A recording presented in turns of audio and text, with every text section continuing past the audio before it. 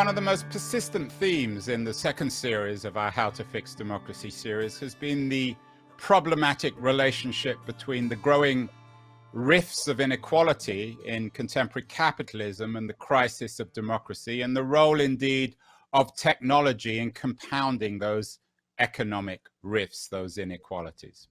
Maya MacGuineas is the president of the bipartisan committee for a responsible federal for a responsible federal budget, and she's also somebody, a DC-based thinker and writer who's very concerned about this relationship between inequality, technology, and democracy. Maya, welcome to How to Fix Democracy. Well, thanks. It's nice to be with you. Maya, how problematic in terms of the future of democracy are the current inequalities, economic inequalities fostered by capitalism? Yeah, I think to take a step back and start, the threats to democracy are coming at it from kind of all sides right now.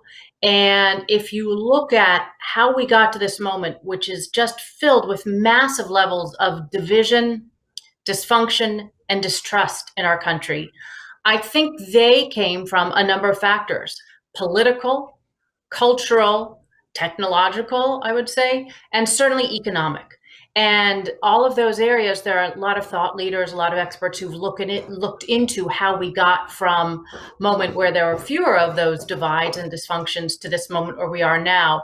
But I think one of the areas which is not as well understood is the contributions of the problems in our economic system to the loss of trust in institutions and in our major economic system, capitalism. And to put it kind of briefly, I think the huge levels of inequality, the exceedingly low levels of economic mobility, and the geographical differences that we now are facing in our country, where the middle of the country is doing very differently than it is on the outer edges, have all made those divides bigger, have made that distrust larger. And would it be fair to say that the coronavirus seems to have compounded those inequalities? Absolutely. A lot of the talk right now in economics is about resilience. And the resilience is both the ability to protect against things and not be overly dependent on things, not be so vulnerable. Our economies, it's turned out, is not resilient in a number of ways, really, that were lost in the pursuit of efficiency, I would say. But one of the most not startling, I guess, been surfaced issues is how there's such a low level of resilience for people on the lower end of the economic ladder. So whether that's showing up in healthcare that's not nearly as good, living conditions that aren't conducive to protecting against corona if you're in huge group houses or very small spaces together, work where you don't have the freedom or the ability to work from home or in a safe environment. You're so dependent on the day-to-day paycheck or week-to-week paycheck that you might not have the ability to say, I don't feel safe at work. All of these situations are continuing to shine a bright light on the inequities that exist and continuing to fuel the resentment from large parts of the population that think the system is no longer working as it should be. Maya, the people we've spoken to in this series are very much divided on, shall we put it, the architecture of capitalism. There are some on the left, like Richard Wolff, perhaps America's most distinguished Marxist, who sees these inequalities woven into the very nature of capitalism. And there are others who see capitalism as being reformable, that we can indeed have a free market system that isn't as profoundly unequal and alienating as the current nature of American capitalism. Where do you stand in this debate? Is American capitalism reformable, or is it just structurally flawed? Put me in the reformable camp. I think that capitalism does so many things well in terms of helping to allocate capital in ways that make more sense than other options for how we would do efficient allocation, for creating the incentives for things that can help provide a growing and strong economy. So I wouldn't want to throw out capitalism by any stretch. But I think there are a lot of pieces of the system that do need to be rethought through. I'm interested in your take on the relationship between these inequalities and the rise of a populist authoritarianism certainly in America with Trump and around the world. Are these things intimately bound up with one another? Is the current Western crisis of democracy also a crisis of capitalism? I think that's a big contributor. Again, I've seen many people who say that economics isn't really a factor, and I just think that's completely misplaced. The result of the 2008 crisis, which people felt didn't get resolved in a fair and equitable way, and that the recovery was way too painful and too long for such a big part of the population. The fact that there are people whose wealth continues to grow, whether the economy is doing well or doing poorly, and many people feel that we have socialized economics on the upside and individualized on the downside, and that's the reverse of what it should be. I think all of these things have contributed to the ongoing loss of trust in our political leaders and our economic leaders. I think that's spreading out even into the private sector right now, where people are questioning the relationship with businesses, which for such a long time in this country have had a unique role in terms of being lifelong employers, being where you get worker retraining, being where you spend most of your day. You spend more time with your colleagues than your families in many ways. But there's been a real sense that kind of the business leaders have been more focused on the top line growth than how that affects all the different parts of the economic ecosystem. And I do think all of those contribute. But again, what I see on the other side of let's throw the entire system out is a loss of appreciation for all the important things that capitalism do provide in terms of how we think about growing our economy, how we create the right incentives for people to participate in the economic system.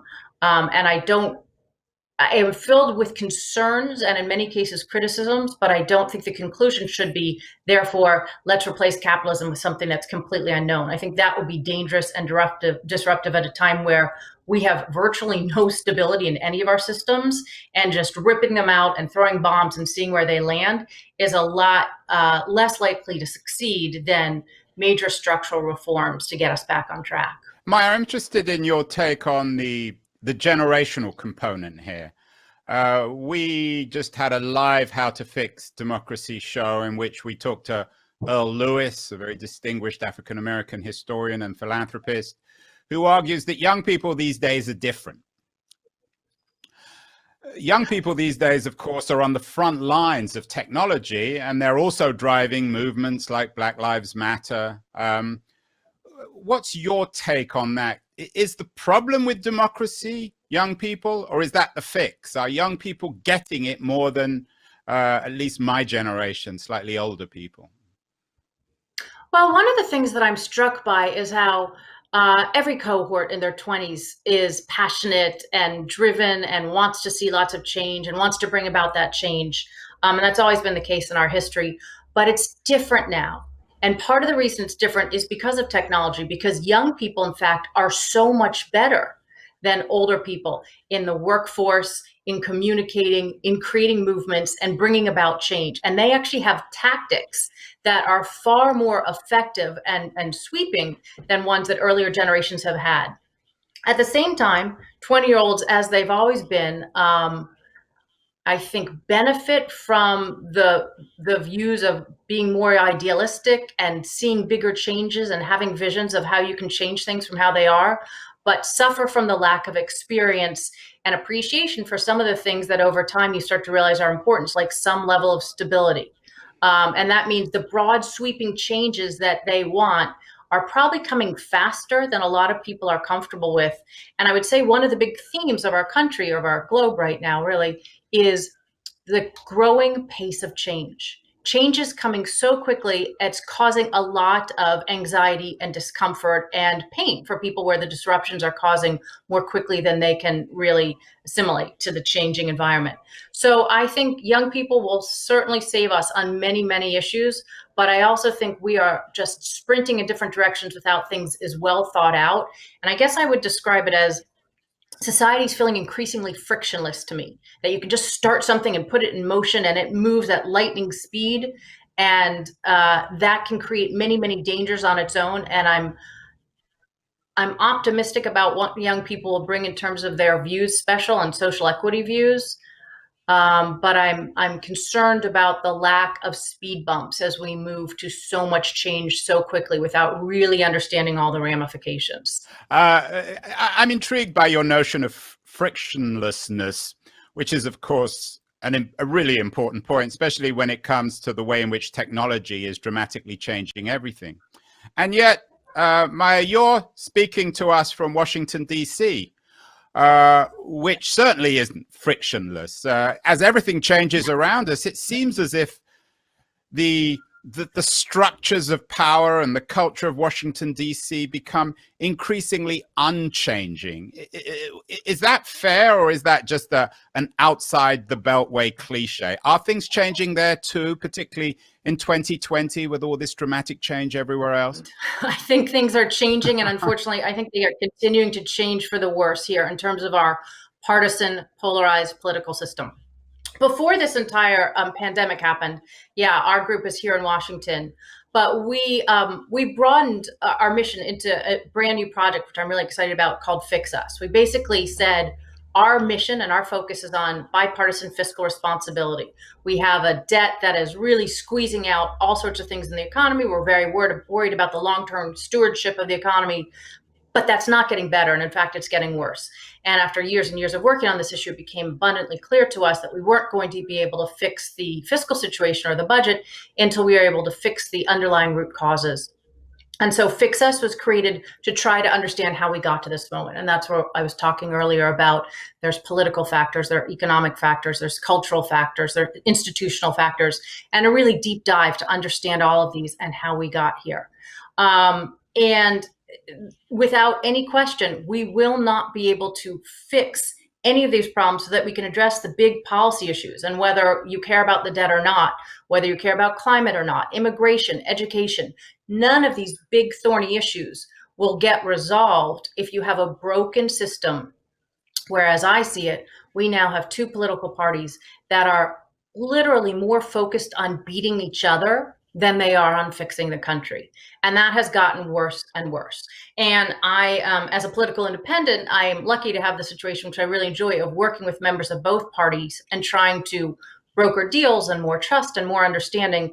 And so I will certainly defend many, many, many of these individuals as people who come to Washington with good intentions, understand the importance of long-term policy making and compromise and real trade-offs and making hard choices and leadership. But it is not, back to systems, we've talked a lot about systems today, it is not a political system that is letting the best of them really come out.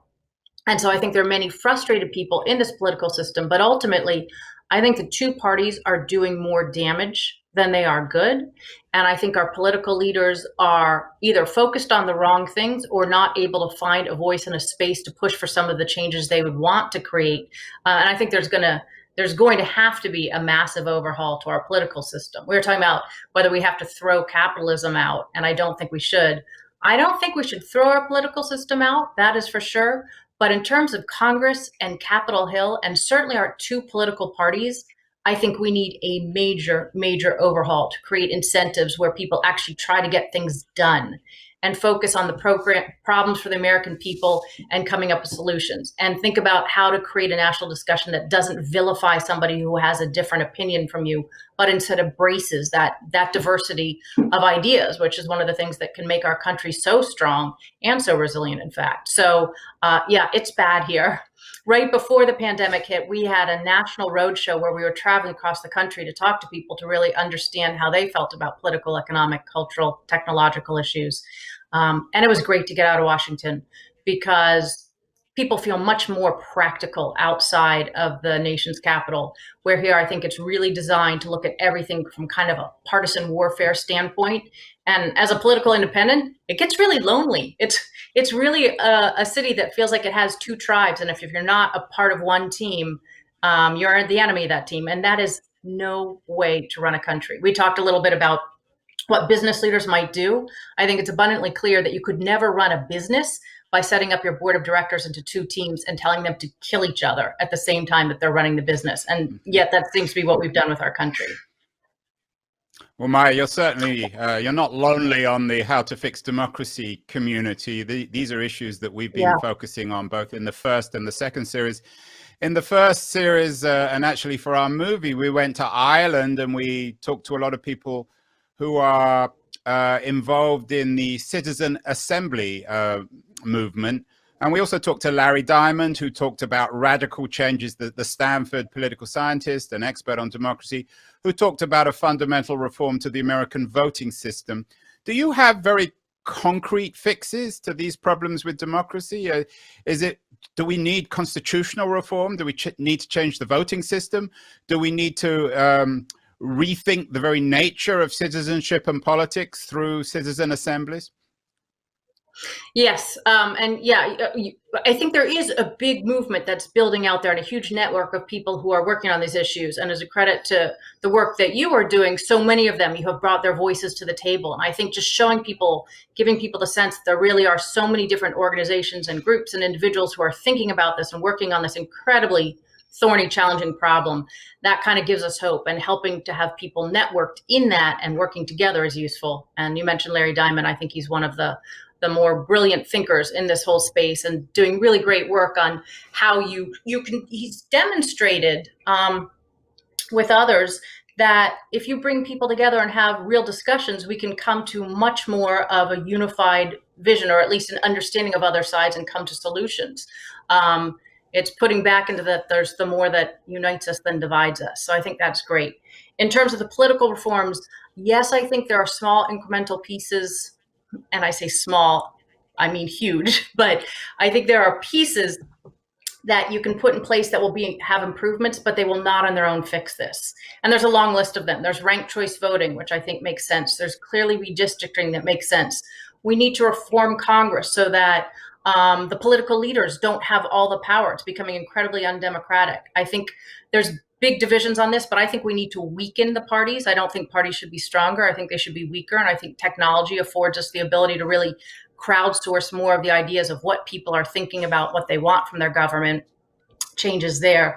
I think money in politics is just a cancer that is eating away at the system. And I don't know the fix for that, because it's very hard to kind of control. Like I said, capitalism's creeping into democracy, but I think we need to get out that undue influence and that inequitable influence. So there's a long list of ideas just on the political front. Again, I'd make parties as weak as possible and really have more thinking about ideas. I think we need to have develop better ways to have a national discussion. We're having one right now with Black Lives Matter, and this is such an incredible moment because it's probably the biggest issue that we have to take on as a country. But it's also a moment where most of us are sitting in our houses and therefore really participating in the discussion more than we have seen before. And nobody knows how this will play out and what specific changes will come about it and what intangible changes will come from it. But it's very helpful to see how we can start to have national discussions, which I think is critical. And maybe that would be one of my biggest recommendations, that we figure out how to work through these ideas as a country with the focus on being results for us, the country, and sort of stop thinking of us as those two tribes, those two teams, or breaking us into whatever groups they might be, and trying to think more about how you have shared ambitions and aspirations, and hopefully to some extent values that can lead us in a direction where things are more unifying instead of dividing, which is the point where we are right now. But the list is filled with long, discrete changes we can make, none of which on their own will come anywhere close to solving this problem. This is going to be a work in progress, because one thing we've learned is we just haven't tended to our democracy. In the past decades, we've taken it for granted. And it is an ongoing process to keep your democracy functioning, but also to keep it adapting to all the changes and, unfortunately, the many threats that are there on a regular basis, and to make sure that we are healthy enough that we can keep dealing with those threats that are causing more disruptions to us, keep dealing with them as they come along as well. I can't resist asking you about the federal deficit. Do deficits matter, and how important are deficits and democracy? How intimately do they go together? Might it be any coincidence that just as we've been building up our deficit, we also have a democratic crisis? Well, I would say, of course, deficits matter. Of course they do. And at the moment, I do not think it's deficits that are contributing to our democratic crisis, though I think they are a symptom or a sign of many of the things that are going wrong. So first, let me say we're in a huge recession and a huge global pandemic. This is exactly when you do want deficits. Deficits matter because sometimes you desperately need them to fill in the gaps or deal with emergencies in your economy, and now is one of those times.